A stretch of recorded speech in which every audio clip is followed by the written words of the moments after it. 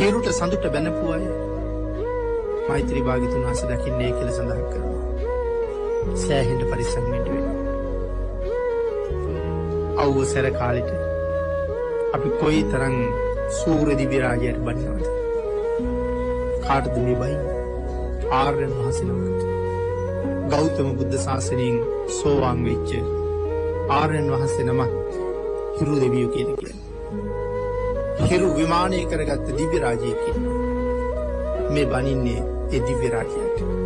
එහෙම බැනපු අය මෛත්‍රී බුදුන් දකින්නේ නැහැ කියලා කියන්නේ. සඳ දෙවියන්ට බැනපු අය මෛත්‍රී බුදුන් දකින්නේ නැහැ කියලා කියන්නේ. පොරකමේ යන අය, වැරදි කාම සේවනයේට එළියට බහැපු අය, නොයෙක් දූෂණ වලට එළියට ගියපු අය, ඒ අයට හඳ කාලෙට හඳ හුඟක් බාධාවක්. ඒ නිසා සඳු දෙවියන්ට බැනපු අය මෛත්‍රී භාග්‍යතුන් වහන්සේ දකින්නේ නැහැ කියලා කියන්නේ. වැස්ස වලාහක දෙවියන්ට බැනපු අය මෛත්‍රී භාග්‍යතුන් වහන්සේ දකින්නේ නැහැ කියලා කියන්නේ. වැස්ස අපේ ජීවිතේ වගේ.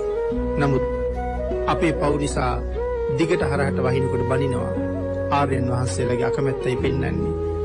බයින්ඩ ආර්යයන්ට අකීකරු වීමයි පෙන්නේ. එහෙමනම් ධර්මයේම මනාව පැහැදිලි කළා. ආර්යයන්ට දෝෂාරෝපණය කරන එක ආර්ය උපවාදයේ අතිශයින්ම බරපතල කුසලයක්.